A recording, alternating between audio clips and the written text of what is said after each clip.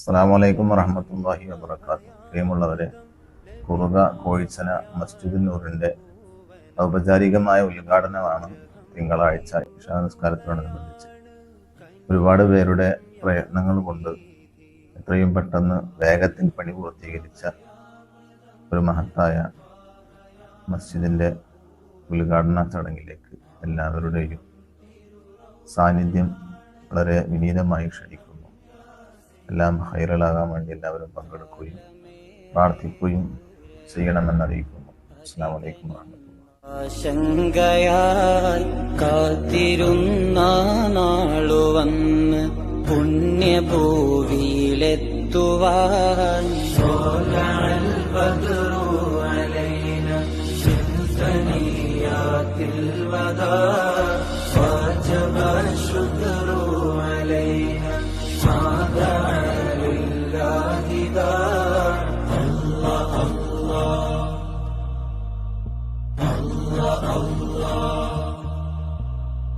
ആരിലും അഭയാമൃതം നബി ത്വാഹയാണ പൂവനം.